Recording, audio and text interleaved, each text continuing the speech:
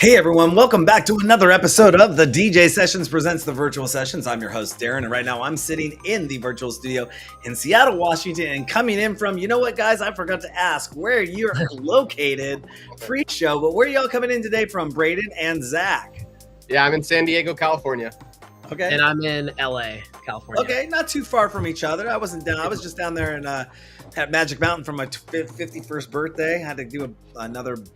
I love that. I love that theme park. But yeah, Braden and Zach with Syence. You know what's happening there? That's me watching this on your Instagram, making sure it's coming through okay.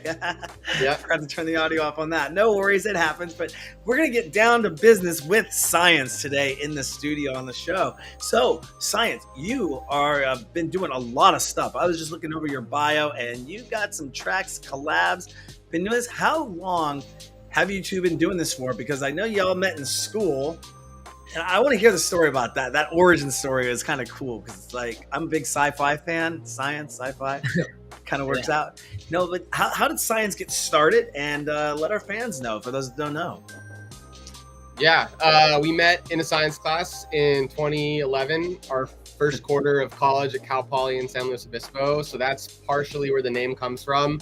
And we bonded over the fact we needed to study for tests together, but also we had very similar taste in music. We loved bands like Blink-182 and Angels and Airwaves. And as we explored like the music side of our friendship, Zach got me really hooked into a lot of the stuff happening in the electronic music world. I still vividly remember him showing me like the first video that made Madion's career happen, amongst other things. And so that kind of built this love for electronic music together.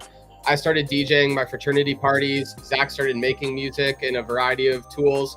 At one point, we were trying to make almost like Blink-182 music in a DAW, which just didn't work. But eventually, all those things kind of matriculated into us realizing we could do electronic music. I think it was at Zed's set at Coachella in like 2014. We were like, we want to do that. You're making good music. I can perform. Let's put it together and figure out our sound. And we've been on a journey on that ever since. So I'd say like the official start date is probably more around the 2017 era for this project, but we've been doing it for almost 15 years now together in one way or another. Yeah. Nice. And you could describe, I mean, I know you kind of said the way you were trying to make your music and go down that road, but if you could describe your music in three words, what would you call it? One would, I mean, we probably have different words we'd both use, but I would say we'd probably both agree that melodic is probably a good word, because I think we strive for very melody forward music. Like we want our listeners to be able to, remember and hum, what they're listening to at sometimes. I don't know, maybe you give one, Brayden, and then I'll give a third one. I mean, the genre we call is melodic house, which is 2 words. So that's Yeah, probably the easiest way to answer your question. That's like our Yeah. overarching genre. Yeah, house. It is. We do typically do a lot of house related songs. Sometimes we venture away, but that's kind of our sweet spot right now. I guess the third for me would be like euphoric, maybe. Like, I think we're always trying to tap into this kind of like forget what's going on around you and lose yourself in the moment kind of energy for our shows and, you know, the music that we make. And we've evolved over the years, but where we're at right now, I'd say that's kind of the sweet spot, euphoric melodic house, like that world. And you've worked with a number of artists over the years, but your recent single with Mashbit, Crashing Down, that's out right now. People can go get that right now, right? Correct. Yeah. Awesome. What was it like collaborating with Mashbit, putting that together? How did y'all and launch? Yeah, we met like all collabs pretty much these days just on the internet, like through social media. And I think, you know, he was putting out a lot of songs that we really enjoyed, and we were putting out a lot of music he really enjoyed. So we kind of bonded over that. And I think we just like DM'd and we're like, hey, like we should work on something. And he lives right down the street from me in LA, like literally 8 minutes away from my house. So it just kind of worked out. And so he came over a couple times, and you know, Brayden was in San Diego at the time. So the first session was just me and Darius working, and we just kind of, you know, clicked on a couple of ideas, and, you know, we ended up landing on what ended up becoming a Crashing Down after, you know, all of us, including Brayden, started like working on it and fleshing it out. But that one came together pretty quickly. I'm pretty sure the first demo me and Darius worked on was like pretty much the whole song, except for like a few things that Brayden came in and added. And then, you know, we obviously went back and forth on the mixing of it. But that was a pretty relatively quick one. Usually our best ideas happen pretty fast, I think. That's cracks for a lot of artists too, I think. It was one of the most complete demos I've been sent by Zach, where I'm like, I have some ideas, but you guys, this is pretty, I could put this out today and probably be happy. So like they crushed it initially, like right out of the gate. It was really good. Do you do all your in-house mastering as well? Yeah, we do all of our own engineering. So I've been working on engineering for a very long time. Like I kind of started learning how to mix back in 2012, I guess. So I kind of handle that for us, or I try to. You know, it is nice to work with other people sometimes, because, you know, your own ears, if you made the song and you're engineering the song, can sometimes trick you. So occasionally we'll like work with other collaborators on stuff, but ultimately we like to be the kind of final say on the sonic, you know, finish point of the track. I just think it's like, especially with electronic music, the mix and the master have so much to do with the way the song feels and the way it works in a, you know, a show setting. So we really like to be able to have that be part of the art that we're putting forward. You gotta ask, do you do the car test? Yeah, we should. I think we both do it. Like, I think that's probably Brayden's favorite spot to listen to our music in, is in your car. Mm-hmm. We do the car test. We do the AirPods test. Or at least I do. I think Zach's similar. I do the play it only from the phone speaker test. I do it play it from any system but be in a different room test. Like there's a lot of tests that go in to the final song for sure. I would say we listen on at least like 7 or 8 different environments before we're satisfied. That's a very smart move to do. I think that's a very great tip for producers to actually listen to it on other sound systems. And even, lo and behold, if they can get it into a club and test it on a club system, or at least on some PAs or what it's going to sound like amplified. I had somebody recently try to play a song on one of our shows in our mobile studio, and it wasn't mastered. It wasn't done. And I was like, I'm sitting there going, what's going on with my audio? Thinking everything's going out of whack. And it was the track they were playing. I'm like, yeah, don't ever do that ever again, dude. Yeah. But, it happens. If you could take a look at the list of your productions that you've done so far, obviously Crashing Down excluded, which one stands out to you both the most and why? It's a lot to pick from. We have a song that came out with our album. It was called Daylight, and I don't necessarily think it represents what our sound is perfectly, but I think that what that song meant for kind of the transition in our career at the time, where we were sort of moving away from making like more pop leaning electronic music, like dance pop, into more of kind of like this euphoric up tempo house, like truly electronic genre music. And I think that at the time that song was like really special in sort of defining like that direction we were going in. And it also happened to do really well on the internet, which obviously, you know, makes you feel better as an artist when you have people, you know, giving you that gratification of like, hey, we really like this and we're really excited to hear more from you. So I think that song in particular, and it happened to be a collaboration with our good friend Brian BK, and he's a very similar, you know, on the grind, trying to be an artist with us, like in that same kind of lane. So it's always good to, you know, have that sort of, you know, connection to someone else when you're working on stuff. Yeah, I would probably go with that. I'm sure Braden has a different answer. Yeah, it's like there's like 3 different answers for me because it's different things that stand out. But like I think our Focus remix, which is not an official remix, John Summit's Focus with Cloves, is like probably my favorite sonically because it kind of hits all areas of our sound. Like there's some aggressive bass sort of sound design, but very euphoric and uplifting writing. And it kind of comes together as like one song that feels like a journey end to end. We also have our song The Distance, which was our first song with Anjuna Beats, which is like one of our 2, I would say, top dream labels. So that song really stands out to me. 1, because of where it ended up, but 2, like it does feel like that's one of our first, if not our first songs that like hit this target demographic and sound we're trying to continue to perfect. And then my favorite overall song when it comes to like streaming and listening and just being proud and feeling like it hits every angle is also from our album. It's a collaboration with our friend Dea Magna called Lose My Mind. And that one just, it works in every single possible environment, like on a long car ride, at the club, a sunset set, like, and that's where I want our music to live personally. Like when I think melodic house, it's good for a sunset set at the beach. It's good in a club and can still maintain the energy there. And a lot of those Anjuna and This Never Happened, Lane 8's label, a lot of those artists are really good at hitting all those areas. And that's kind of what we're aspiring to do with our own twist. You know, I just asked an artist recently, I said, does dance music sound better at night?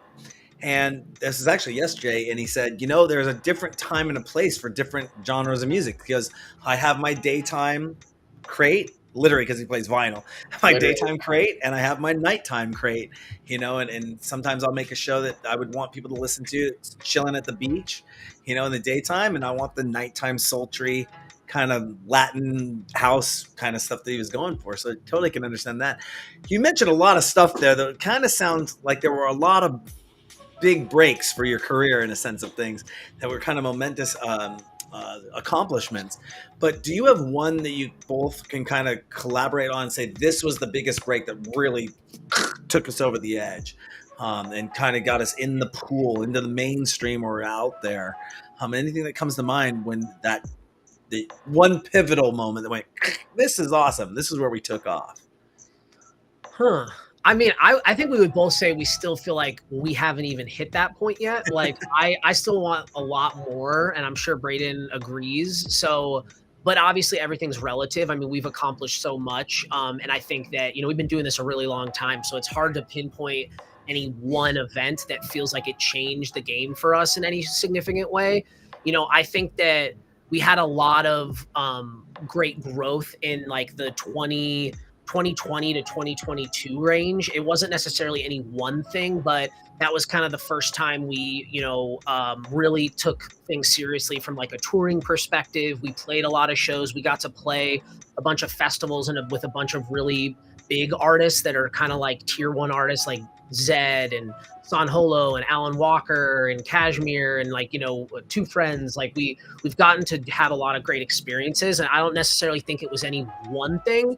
You know, we've had songs that have streamed really well and quote unquote, I guess, you know, are hits, but nothing that really feels like it's like catapulted us, at least yet. And I'm confident that we're going to have it one day. But I think, you know, a lot of what we do and what we're passionate about with Syence is just continuing to fulfill ourselves artistically, continuing to get to play cool shows. So as long as we're doing that, we're going to keep going and we're going to keep working on stuff. But I don't really see it as like a, certain thing has caused a certain thing. It doesn't really work that way in my head, at least. I don't know if Braden feels any different. It's definitely true, like for where we're at now. I think that what's important to know about Syence is like we've kind of had two careers in one. When we first started making music, we defined our sound as bass pop. So we were not making like super euphoric melodic music. It was like very pop oriented vocal with like gritty bass sound design. And it, maybe we were kind of like old school Louis the Child Wheaton in our sound. I would still say it was a lot different, but like that was the world we started in 2017.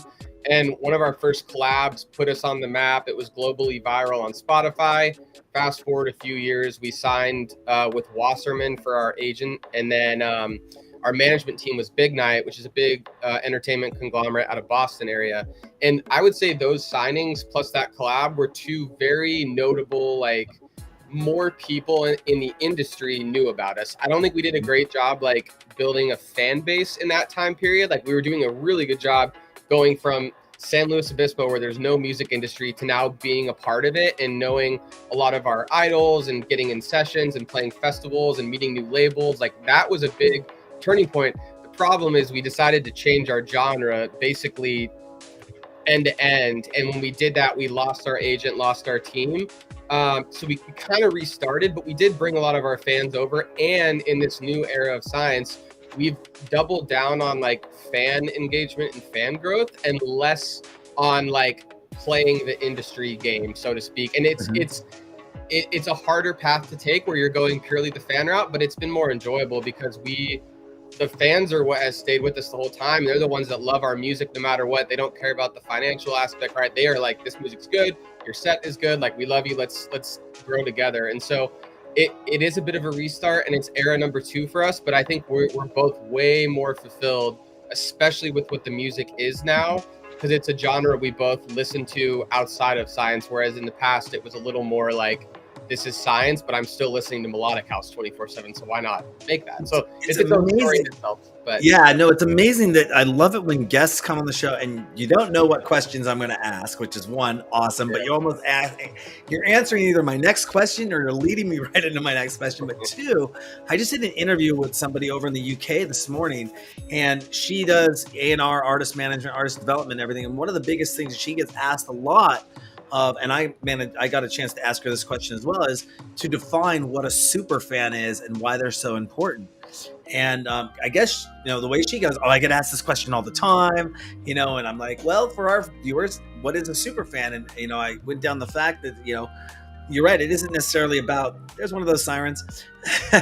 It isn't the fact that, you got to look at your different target revenue growth patterns. 1 second. Siren hold. All good.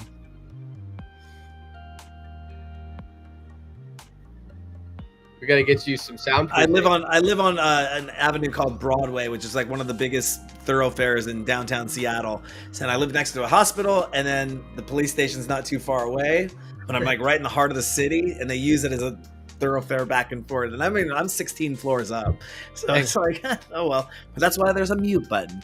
But that being said, is she talked about the super fan, and I did some math recently. If you really look at it and dialing in, like you said, and catering to your fans, you look at your different revenue streams that you have, and your there's a word you just used, your personal oh gosh, what's the word I'm looking for here? You feel good at the end of the day. You feel good rather than just massive. Yeah. What was that? Our fulfillment. Thank you. That's the word I was looking for. The fulfillment you get from working, maybe going after these super fans and working with them, then trying to just, I'm playing a show in front of another 50,000 people. Okay, nobody care. Okay, 50,000 people, that'd be awesome too. But, but yeah, the super fan, I did some math recently on just one artist that I know. I've had him on the show. I won't name drop him to give him a shameless plug, but you'll know who they are if I were to tell you. But oh yeah, those guys.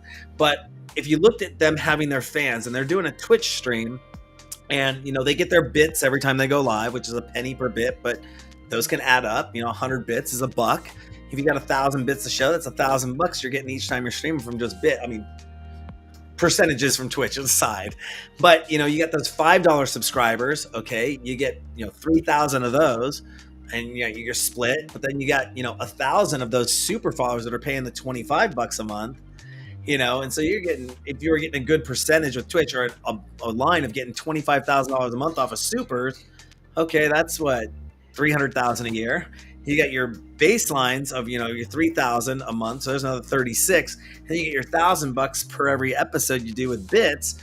And that's if you go live 3 times a week. Well, that's $12,000, another 144 a year. So you're kind of doing about 500,000 a year just live streaming on Twitch with that as your base core of 1,000 super fans, maybe 3,000 or so fans at $5 for service, and kind of like, why do you have to tour anymore? Or what can you do with that kind of revenue coming in? And I take this stance because people thought I was crazy for doing a live streaming DJ show 10 years before Pandy. Who wants to watch a DJ online? What's Twitch? Okay, now everyone knows what Twitch is. They understand it's a monetary thing that you can do and use to get yourself out as an artist. I mean, YouTube was there, but obviously you got to watch out for copyrights, and Facebook had the copyrights and a lot of the licensing and all that fun stuff. We won't go down that pathway, but it's just awesome to see people able to turn this into and dive into those super fans, and work towards that as a base and come out with something at the end of the day. You don't have to be making millions or hundreds of thousands or tens of thousands. $1,000 might be something to keep the streaming servers on, or the lights on, or buy a new plugin or something. But yeah, definitely working with keeping in touch with those fans is a key thing. Going back to production though, producing music stands totally synonymous with spending countless hours behind the screen, behind your computer screen, sitting down, making your beats, doing all this stuff. Where do y'all find the time to stay fit? Like physically fit? Physically fit. I just got in this chair. I was telling you a little pre-show. I was off the camera for like 8.5 months. I came back, sat in this chair. I put on 30 pounds since like May. Sitting back in this chair again, doing stuff. And I mean, I try to get up. I got my VR stuff going on, but what do you have any routines or anything that you do when you're taking a break, or you hit that roadblock, or get up from the chairs and say, boom, this is my mantra? Zach, I'll let you start, and then Braden, we can come in and yeah. Well, I have a dog now for the last like 2 years, so I luckily can go take her on a walk, which kind of helps you like reset a little bit. I struggle with that myself, though. You're totally right. I mean, like when you're used to being in your cave, like making your music and feeling good by being still, or any job on a computer, it's definitely something that I've struggled with. So, trying to get a gym membership, trying to force yourself to go have some you time outside of the studio. I think just generally going outside, like forcing yourself to stop and like give your ears a break, give your mind a break, and just like go without technology outside. I think they call it like grounding yourself. Some people like take their shoes off and touch grass, right? Mm-hmm. It does seem to help me a lot. Like I just like to kind of go out, get fresh air. So I just try to do that. I would say like every 4 hours at most. Like I try to force myself to kind of do that. In terms of, fitness though, I would say also just like eating habits are probably the like number one thing that have changed my life in terms of like being healthier and not putting on, unnecessary weight, is just eating as best you can. Cause you don't really need to exercise that much to stay healthy if you're eating well. So I think that that's something I try to focus on as much as possible. I have Braden has stuff too, but I'm a diabetic, so I have to like monitor my food and how I eat. So that kind of forces my hand a little bit on being a little healthier these days. Not everyone has that luxury, although it's not really a luxury, but you get what I'm saying. Like you have to have a lot more self-will to eat better. But I would say those two things, like eating healthy and just like trying to get outside and walking, even if you can't go to the gym. Definitely. Braden, any tips or tricks you got out there that helps keep you mentally in the game, or keeps you from getting exhausted and burning out? I know one thing Braden has, which is your indoor treadmill that you have in the studio. Yeah. That thing's sick. That's when I'm really busy. But yeah, I mean, it's like making yourself the number one priority, and making smart decisions are like the general approach I take, which is easier said than done. I've had Crohn's disease since I was 18, which is basically like inflammation of your digestive system. So like spicy foods, like processed sugar, alcohol, all that stuff can really take an extra toll on me. And so, I haven't always followed the rules as well as I should have. Like when I was in college, I partied super hard and all that stuff. But as I've gotten older, like I don't really drink anymore. I barely go out in that kind of way anymore. I still love being social and like seeing my friends, but I've picked healthier activities to ground myself, I guess. I still do all the going outside. I'm really just passionate about making sure I get to the gym and I see a personal trainer and all that stuff just to stay in tune with my body. I would say like additional tips beyond everything Zach said, though, is I actually have used ChatGPT quite a bit on dieting. Not like that I don't need help on like what my diet should be, but I use one of the GPTs that's like a culinary expert, meaning it's grounded in culinary data. And I just constantly ask it like, hey, I'm going low inflammation for the meal. I want to go a little higher protein, lower calorie, lower carbs. So I'm just like keeping it easy on my body, and it spits out like 10 ideas every time I ask it. I pick one that looks interesting. I go back and forth on, hey, instead of mashed potatoes, can we do sweet potatoes or something like that, right? And so that's been a huge help for me because it's helped me control portion sizes and keep my body like as uninterrupted by food as possible. In addition to the decision to like basically cut back drinking almost 100%, like weddings or special occasions, I'll dabble, but that's good. And then, yeah, you have to get outside or into the gym or something active. I also just got a puppy recently, so I'm now experiencing the activity you get from that, which is helping a lot. So I think you just have to make a conscious decision. Like, I'm not going to go nuts on dessert. I'm not going to have double the portion size I need. I'm not going to drink myself to death. And if you can make that decision, it actually becomes easy because there's tools like ChatGPT that actually take a lot of the thinking out of what you need to do. I still recommend consulting a doctor or a trainer if you can on some of the specifics, but it's a good place to get a little additional education and help that you wouldn't normally Definitely. have. I just started up. I've been talking about it for months, and I just started up in my VR because we have a VR nightclub, but that's not why I got VR for. I got it because it was cool. And then I built a VR nightclub later on, but I go in and I use this program called Fit VR. No, I'm not getting paid to endorse them, but I use Fit VR. It's like this boxing, like it does a bunch of different workouts. It's really kick ass. I'm really enjoying that. I'm slowly building up to it. Like they have it really worked out. It's like kind of like an online gym. It's really awesome. Staying fit, staying mentally fit, awesome. Definitely getting that sleep in is definitely it. And diet, absolutely. Be on a schedule too. Like I think the more you can create a schedule for yourself, the easier it is to commit and feel comfortable. Like when you're kind of sporadically doing stuff, it feels foreign. And I do believe the body both craves new experiences, but it also craves schedule. So it can be a little scared sometimes of like, oh, I haven't gone to the gym in a week. Now I'm going to go. Like you get that mental like trick getting played on yourself. So you just have to create a schedule. Yeah, it's like muscle memory, it kind of exists in your mind as well. So that was, I literally had to program in my calendar workout 30 minutes every morning. At least it's there. The alarm goes off. And I know that I'm sitting around going, oh, I'm drinking tea on Facebooking, drinking tea. Wait, I can go work out for 5-10 minutes. I mean, just at least get something in because I want to build up slowly.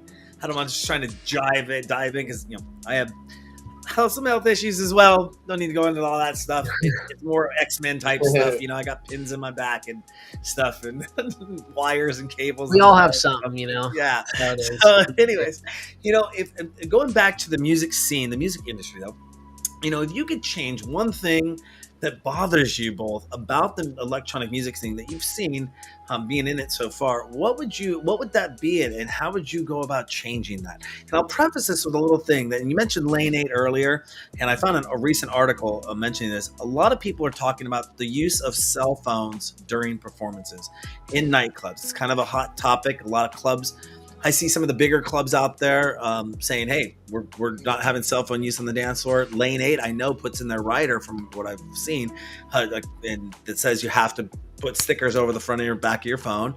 I was in a club in Berlin last year, walked up to the door, and they said, yep, sticker. And I was like, cool.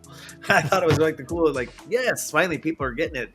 But something like that, anything that if that is one of them, but something that bothers you both that maybe could change, could be seen, or is on its way to being changed? Yeah. I'll go first. This is super easy for me.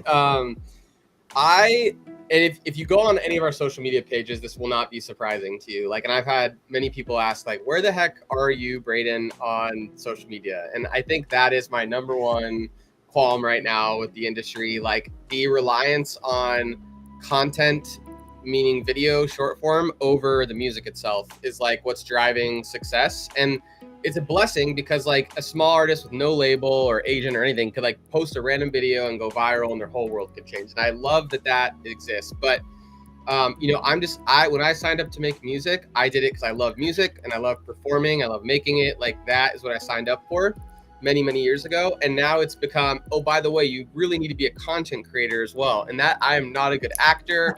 I can't get on screen and dance, and I'm not going to thirst trap anyone. I'm engaged over here. So it's like the content creation side has just been a huge challenge for me. And while I like love that it gives people opportunity, I myself am constantly reflecting on like, how can I find love in the content side of this business that you really have to participate in?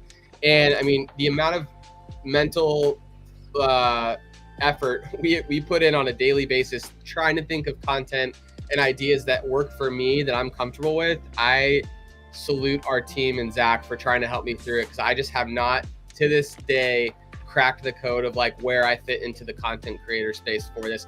I will make music any day, all day. I will perform anywhere, anytime, basically, but I just can't. I have not been able to figure out the reliance on video content and like where I fit into that equation, unfortunately. So I don't hate that it exists, but I just haven't figured it out for myself. And that's why I don't really post anything, because I want it to feel authentically me, and I don't know what my authentic video self is. And Zach, before you chime in there, I can totally relate to that, because watching the rise of social media come into play, even just the internet alone come into play, social media come into play, being in the entertainment industry.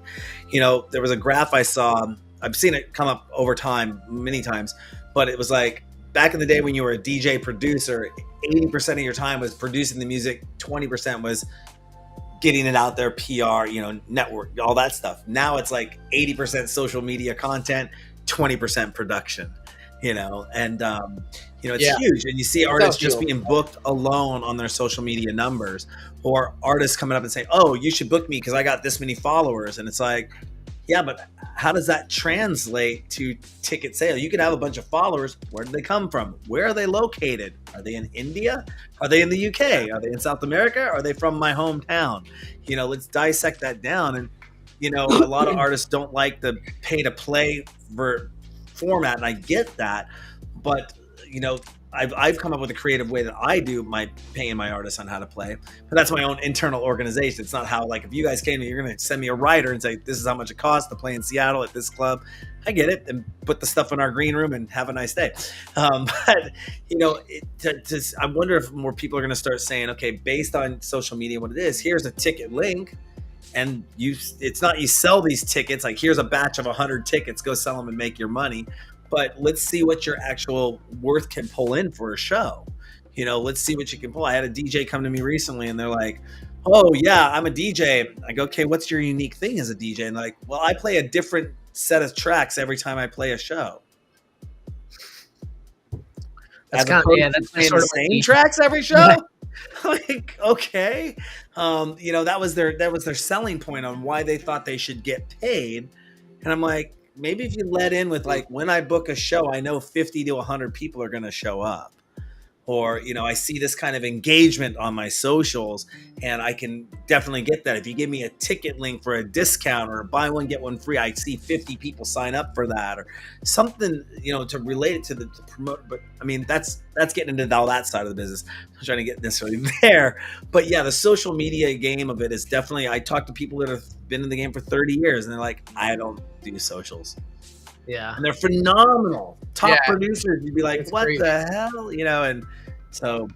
But that's what's so cool about like this never happened and Juna, like that world of electronic music. Like, I'm sure they're posting content and I'm sure they have fans engaging. Like, I'm not saying they're totally turning away from it, but it does feel like they've still continued to be successful and focus on the music, less on the like what the algorithm's gonna support. not as much, at least, as a lot of the other artists we see exploding today. It's like that's what like inspires me. Is like, damn, like they are still making it about the music and not about the algorithm, and able to get away with it. Now, granted, they had a big fan base prior to the algorithm taking over, but it's like it attracts me a lot more than just caving and saying, all right, we're gonna make video content and hope we go viral, which I know we have to do, and that's why I'm constantly thinking about how I can engage in that way. But for me, I have not. Yeah, the way artists have evolved in how they get visibility is just a lot, like since we started, you know, and I think right now there's just so many people making music. And even if you just look at electronic music, there's so many producers, there's so many DJs, there's so many influencers that decide like, hey, I want to like DJ now.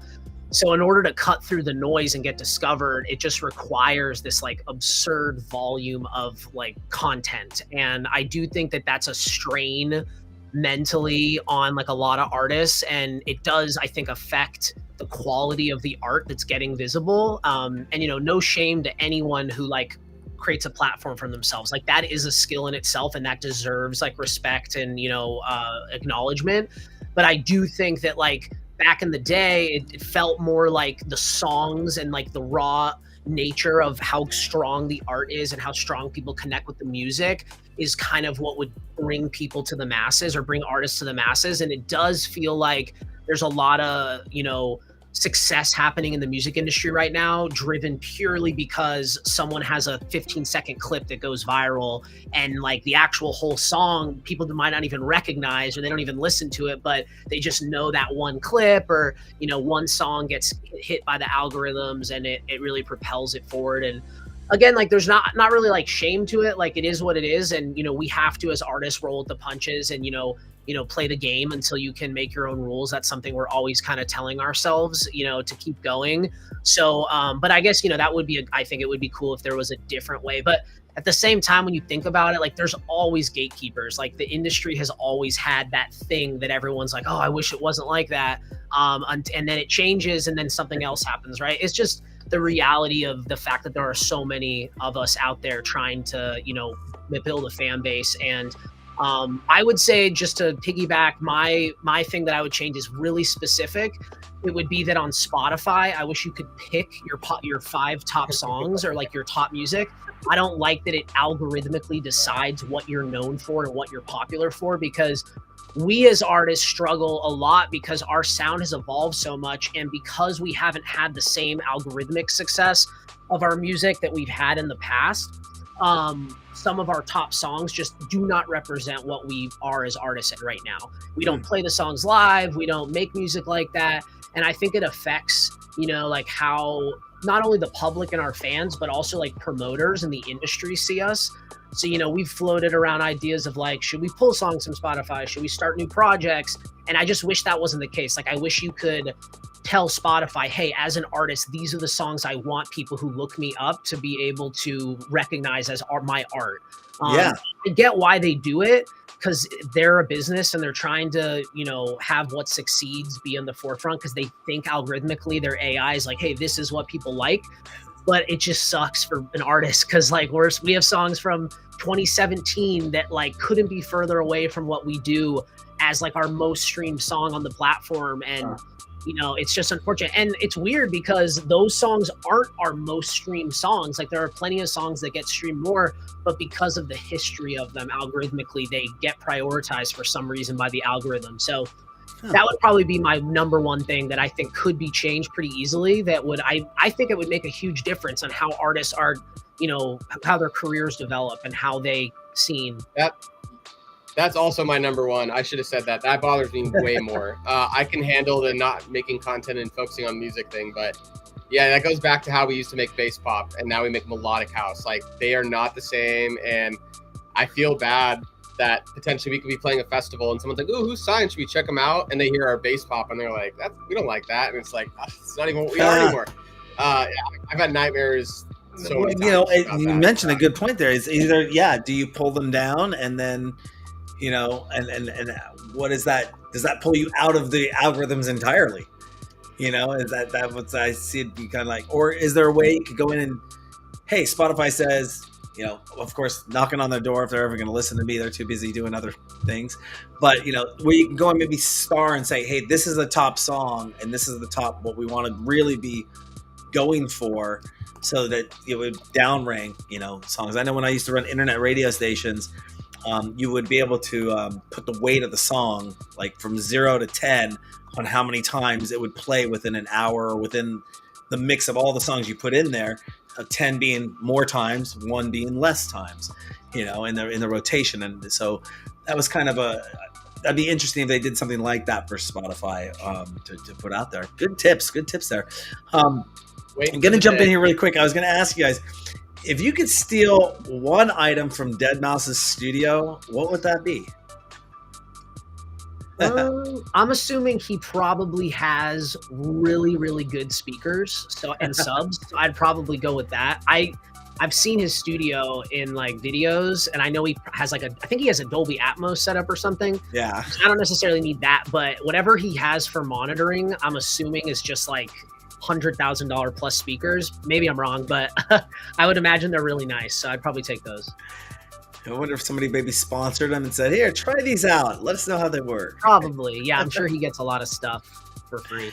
Brayden, are you in the tech side of things, or you got tech over there? No, I like cutting corners on that a lot, and doing like whatever I know that's fine, and not like over analyzing it. So I'm gonna have a bad answer probably, but I would actually given my current studio, I would love to have the room itself. Like, my room is not optimally designed to have a studio. I've done my best with treatment, as you can see, but it's not the right shape. And if I can also get his treatment that's already attached to the walls as part of that I would love to have a properly treated room, because hence all the car listens and the phone listens. I need that big time, because what I hear in here is not at all what it sounds like anywhere else. So Right. I've tried my best, but I'd love to have just a proper room. That's next time I move, I'm really hoping I can find a place that is ready to go for a studio more than this. And minus the studio and minus the speakers, you know, and the Spotify adjustments, technology moves pretty fast in this electronic music land. I mean, I remember 25 years ago, I was just playing around with Fruity Loops 3. And, you know, it was cool. It's a sequencer. I'm like, this is awesome. And I had it on a laptop, and I'm like, look, I'm making music, kind of, whatever. But then I ended up getting into some Roland hardware gear, so MC505, SP808. And, but, you know, even getting a computer at that time to make music on was still a good chunk, $3,000-$4,000.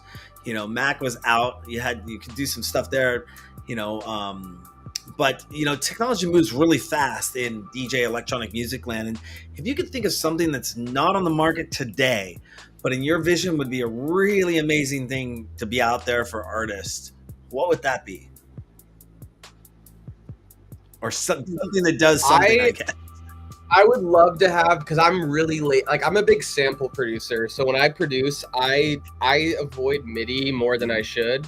So when it comes to like figuring out the right chord progression, or like in a sample what the chords are, I'm good at extracting melodies, but being able to know like what the best chords would be for a specific vocal and making a remix would help speed up my process a lot.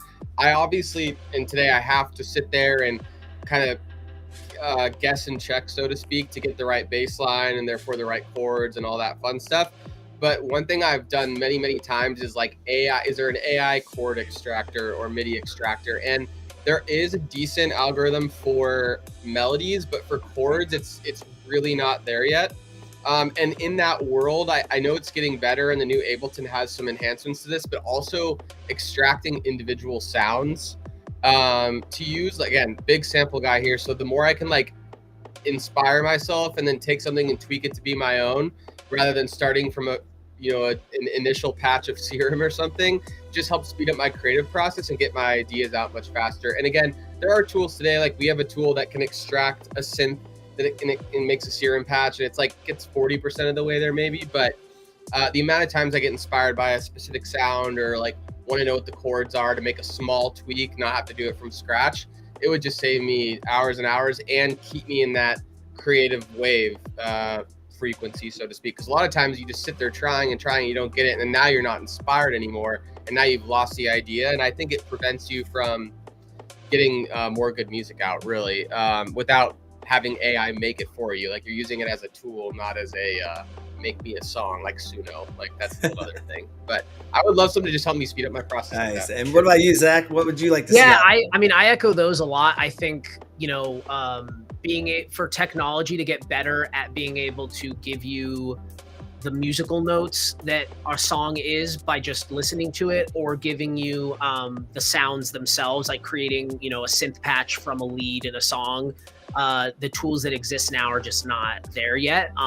So that would be really cool. I think from creative perspective, that does sound like the most useful thing that could come out. The only other thing I would add is like, and I go back and forth on this because I love engineering, like mixing and mastering almost as much as I like creating musical ideas. So for me, it's like, it's part of the art. Like, I sit there and spend a lot of time trying to make things sonically sound exactly how I want them to sound. But I know that not everyone is like that. And I do think there's a lot of value in the technology around like automated mastering and things like that, so that at the very least, like when you're creating, you can kind of have a finished sound right away that like helps you make better decisions. Mm-hmm. Because this technology doesn't exist, like we pretty much mix as we go. Like that's sort of our process. So like I rarely am working on a song and bounce it and it like sounds really bad or like really far away from what it should sound like. I'm pretty much always just making it sound as good as possible, but that eats up a lot of time because rather than focusing on, the melodies and the chords and the rhythms and the variations, the things that are like the more musical aspects, I'm spending a lot of time like, does this sound good enough? Like, is this kick hitting the way I want it to hit? And I think that is valuable and it's fun for me because I like it, but do I think it gets in the way of making better music? Sometimes. Like, I do think sometimes I let myself focus too much on that and not on just like, is this idea as cool as it can be? So I think that would be nice if I was more confident in the tools that did that for me. And it's getting better every day. I mean, like, the quality of music for someone who just starts in Ableton like week 1 right now compared to when we started back like before YouTube was even like really popping off, it's just night and day. And especially with things like Splice, the new Ableton update for Splice, I've been like messing around with it. I think it's going to come out next year, but Splice is like built into Ableton now, so you can literally like match the tempo, the key, and go through every Splice sample and listen in your track to your tempo in key and like drag it in. So like the crazy amount of creativity that's going to come from that, and just the level of speed people are going to be able to make tracks that are really high quality is just insane. So that's really cool. And I think anything, I'm like, a lot of people are against AI in music and like I just find all of it to just be additional tools for people to have fun and to make art. So like for me, it's just exciting that the barrier to entry is so much lower than it ever has been, which I just find to be really exciting. It makes our lives, when we're trying to build a career, a lot harder because there's so much more competition, but I think it's worth it for the art in general, for society, like to just have that much more access for people and make it easier. So I approve of it overall.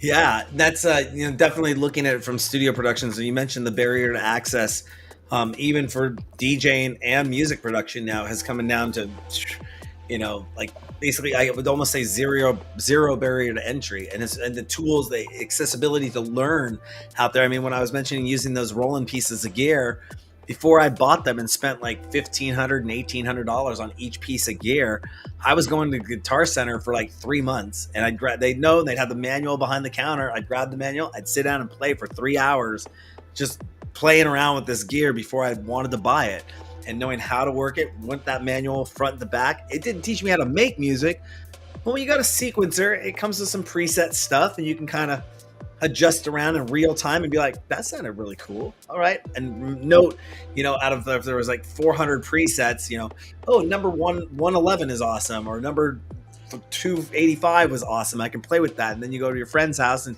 you're like, you're making music. I'm like, yeah, sure I am making music. But no, I mean, it was fun to do. Wasn't even barely hobbyist in my approach. I like being an executive producer and doing all the business stuff and contracts. So but most of the people don't like doing. Yeah. But speaking of getting out of the studio, you have your US fall tour coming up, and you're going to be coming to Seattle. Tell us all about that. And are you started dates, or is your first date in October? I think I saw coming up. We've had one date in New York so far, and yeah, we don't have an agent anymore. We do have a new small management team who actually, one of them's out of Seattle and one's out of Canada. They're awesome, and we've brought them in to help us just basically grassroots effort here, like find any venue in any city in the US or Canada that can book us, that is the right size and roughly the right production.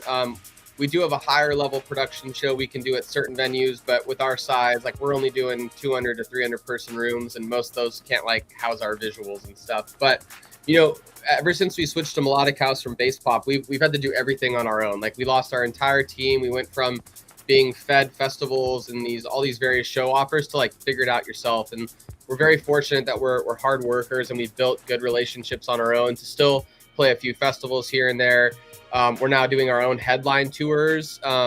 We used to do only support shows for bigger artists, but the support market has really, really died post-COVID, meaning like they used to spend a couple $1,000s and bring support out to any city for any artist. Now it's all local for the most part, or buddies of the artist, and they're willing to give up some of their fee for the buddy.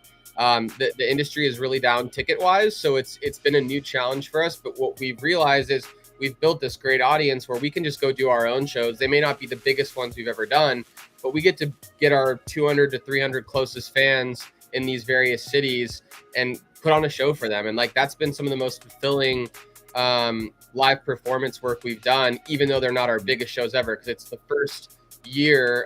This will be our second tour basically doing this, but it's our first year or so of just doing our own shows ourselves, being with our closest fans and having really intimate, special days or nights, depending on which show we're talking about. So that's really what's coming up this fall. We've got a bunch of cities booked. We're trying to book, honestly, as many as we can, so more if possible. But again, we're doing it ourselves, so we don't have infinite choice here, and we're taking what we can get. And New York was great. San Diego's coming up soon, and we have a bunch in October and November to wrap it up, and then I'm sure we'll do it again next year. Yeah, I've talked with artists a lot, and taking that step and self-booking, especially if you say you're from Seattle and you don't have any big names you played for, you're not, you don't have you have pieces missing. I've told people, here's how you can go book a self tour.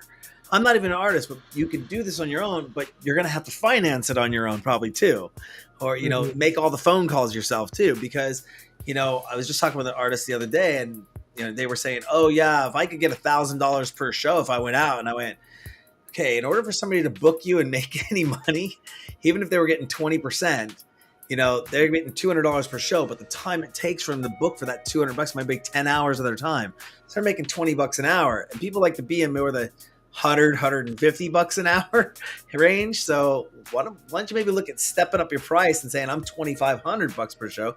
You can always come down, but at least somebody only needs to book you, 30, 40 shows a year, maybe 2 shows a month. Or what would that be? Yeah, 2 shows. Well, no, I guess that'd be 24 shows a year. I guess you get the math on it, though. And somebody can make a nice little nut out of that if they have 20, 30 other artists that they're trying to manage and book around and get them in. I do know artists that do specifically that are pretty okay names, and they specifically request only playing in smaller venues. They don't like doing the bigger shows. They like that intimacy. They like that vibe. Maybe 600 might be their plus, but they want it definitely more than 200.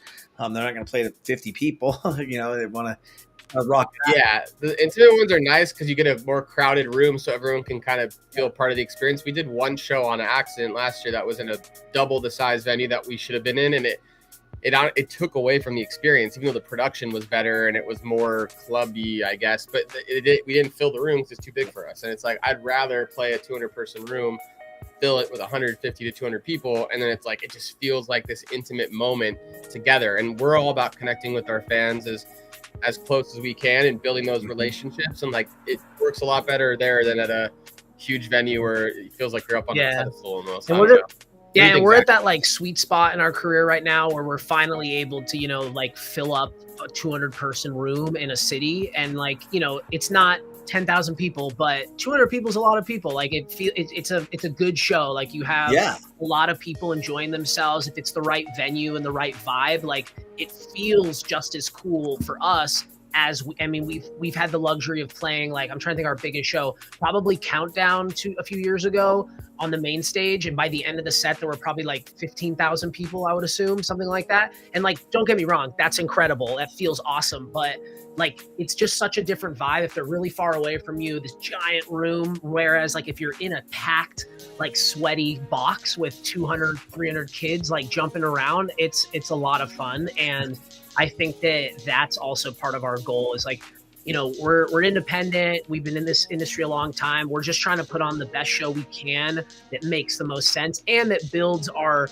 hard ticket value for our careers so that we can, continue to play bigger and better shows and get more bookings for festivals. And like you said earlier, really show our value to promoters, like what we're able to bring them as a business. Cause that really is a lot of what this industry is, people are trying to make money. It's, like with anything, you can't just expect to be given all this stuff without giving back anything. So, I think that all makes kind of sense though, where we're at. I love the fact, again, you just did it. You answered a question before I was about to ask it. I was going to say, are bigger crowds better than smaller crowds? And you just nailed that right on the head. Boom, right there. I mean, I think in my head, we still haven't experienced truly like the biggest crowds that are in like a headlining stance, like we've never played a show for more than probably, I think 400 is maybe the most we had for like a headlining show. And that was in and out 400, right? So at any one given time, you maybe have like 150, 200 people like staring at you, whatever. But in terms of support, we've had some experiences where we were playing in front of like 2,500 people in, a sold out crowd, right, direct support right before a huge artist. And those feel pretty awesome when you have like that many people really focused on you and like they care, what you're doing up there. So I would imagine as our career grows, if we start to get to the point where we can sell like 1,000 tickets, 2,000 tickets, I can't imagine we're not going to enjoy that more than what we're doing now. But for right now, I think the intimate stuff feels right to us. It feels like the right size. It feels like it's a good stepping stone for us to feel comfortable and know that our shows are going to be successful. I mean, it's stressful running your own shows and like having to think about everything from like the venue and the sound system and the lighting and then running ads for ticket sales. And like, we do a lot. So we want to just make sure when we fly somewhere to play a show for 2 hours that we're going to enjoy ourselves, because we're putting in so much effort. So it's easier to manage the smaller rooms. So right now I'd say the smaller ones are probably better. Absolutely. No, it's a lot. It's a lot of work that people don't see going on in the background, to make the magic happen. You mentioned you were working with a company out of Seattle, though, a management team. Is that correct? Who are you working with out of Seattle? So Jake is our one of our managers. He actually books for Substation as well. He's like wears many hats. His company is Entertainment. And then Erica is on the team, but she's the one that's out of Canada. So Jake actually used to live around the corner from me. Met him through my fiance, and he's just always been willing to help. And we actually needed this kind of management team that isn't like the biggest management company, but just wants to grind. And it's different than our last management team, who was this big company and they had all the connections in the world, but they were a big company that had to make money, right? These guys are just like, we're going to grind. We believe in you. And like, let's get to work. So they've also been helping a lot from like the agency side of the industry too. Like they, he is a talent buyer to a degree. So like he kind of has his finger on the pulse of that sort of stuff, which is helping us make the right calls on the right venues and the right cities and stuff like that. So, me and Braden are in like a very unique situation because we've been like going at Syence for so long at like what we hope is a professional level, but we've learned so much and we've grown so much. And I think at this point in our careers, we're pretty much like experts in like the music industry. Like we kind of know everything we need to be doing at any given time. And so it's nice because when we first started, we had no idea what we were doing. And when we had our biggest song ever, in 2017. It was our first track we ever put on Spotify, and it was like a viral song. We had no idea what to do, how to capitalize, how to like, play shows from it, how to do content from it. I mean, it was a whole different world. Now I feel like we're at that point where we can really, turn that up to 11 and grow fast with, just putting in the effort we're putting in. And we're also the best artists I think we've ever been. Like, we create the coolest music and, are really finding our strides there together, both creatively. So it's been really exciting, in that way too. With all this going on, how do you balance your career with your other obligations you have going on in life? And it sounds, Braden, you mentioned you have a fiance and you have a dog. You both have fiancés. You both have dogs. You both have jobs. I mean, how does that all work with booking the touring and the production and then work? And do you have a good work-life balance with all this? Actually, yeah, surprisingly. Yeah. It's about keeping your time sacred for what needs to be kept sacred. So it's like, obviously, if I have work or whatever, that's blocked off for work. And then, Tuesday nights for me are like, no matter what, unless there's some crazy emergency, I am in the studio, catching up on emails, doing our finances, making a ton of music, prepping for shows. I also sprinkle in music time anytime I have free time. I also am a big video gamer and I love TV and movie entertainment stuff. So I sprinkle that in. But again, it's like I make a conscious decision of what time goes where, what day goes where. Like Wednesday nights, I'm on cooking duty and I know I'm spending time with my fiance, no excuses unless there's some crazy thing going on. The dog, we split, time when we take them out, when we take them on a walk, right? Like it's just all about communication, especially when there's a partner involved here. But if it's not, you have to just look at your week and be like, all right, Tuesdays are sacred music time. Wednesdays are sacred, cook a healthy meal, whatever you need to do. Like that has always worked for me. Just thinking about it ahead of time and not letting things happen as they come, because then you get lost in the sauce and you get overwhelmed. Definitely. Yeah, I would agree. Yeah, I mean, like everyone who does a lot of work, regardless of what it is going to be busy, right? And you only have so many hours in the day. So it really is just about organizing yourself and trying to figure out, how much time do I need to dedicate to this or to this. And I think fortunately, Braden and I are in situations right now where like we both work outside of music. We both have good, lives where we make money. We're not, struggling, starving artists, which I think helps a lot for us. And we're very fortunate in that way. And, we both have a lot of passions outside of our music project, right? Like, I mean, I think Braden and I would both, die for our music project. Like, we really want to continue to do this the rest of our lives and to see success.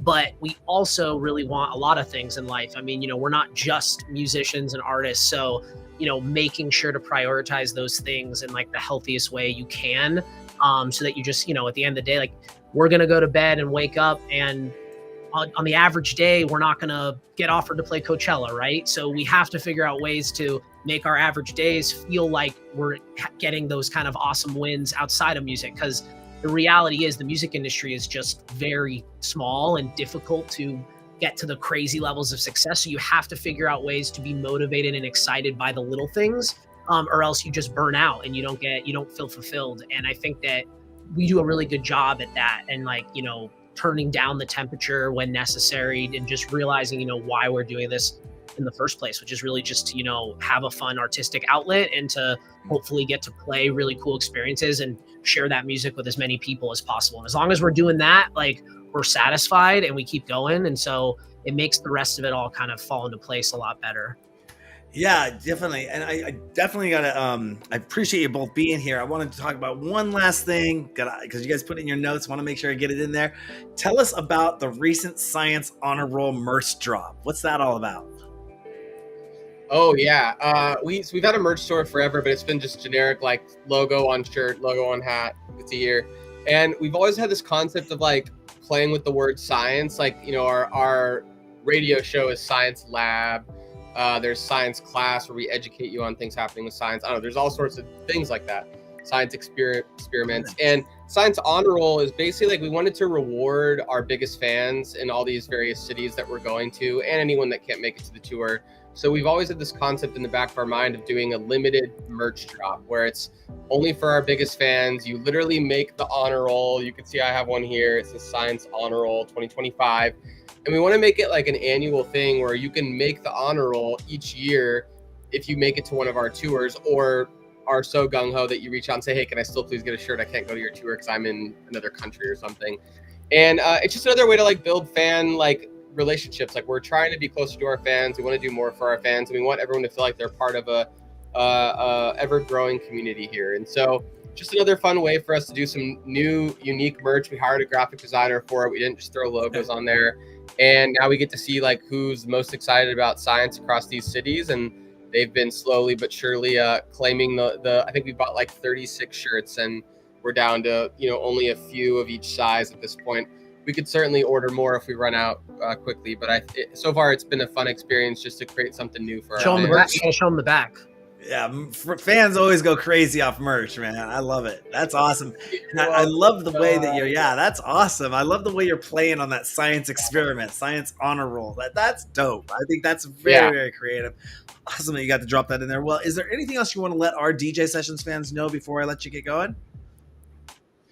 We love talking to fans. DM us anytime, email us anytime. We've been a little busier than usual lately, so sorry if we've missed anyone's messages, but normally we're super, super good and love hearing from everyone. And go stream our newest song and our album from last year. We still are promoting that thing. And our link in our bio should have our tour schedule. So if you guys are in the US, hopefully we're coming near you and you can stop by. If not, we're always looking for new venues and new cities to get to. It's just a matter of opportunity there. So thanks for having us. Absolutely. Zach, Braden, thank you for coming on the show today. If you didn't hear it in the beginning of the interview, you're hearing it now. Go check out their latest single called Crashing Down with Mashbit there. And what's that? Where's the best place people can go to do that at? That can be your Instagram? Yeah, Instagram or just Spotify, directly. Boom. Yeah, it has all the links there to any streaming platform, website, social media thing you want to find us at. So Instagram's a good place to start. Awesome. SYENCE, that is, on Instagram and the socials. Well, thank you, gentlemen, very much for being here. We're going to follow up with you as we always do with our guests on the show and keep up to date with what you have going on. Thanks again for coming on the show today. Yeah, thanks. No worries. On that note, don't forget to go to our website, thedjsessions.com, right there below me. I've never done this with 3 people on the show before, so I didn't know it was going to pop up. Right there, thedjsessions.com, all our socials, over 700 news stories, 2,700 past interviews, live interviews just like this, exclusive mixes, our new music section, VR nightclub, mobile app, and more, all at thedjsessions.com. I'm your host, Darren. That's Zach, coming in from LA, and Braden coming in from San Diego with the Syence, dropping the Syence on the DJ Sessions. And remember, on the DJ Sessions, the music never stops.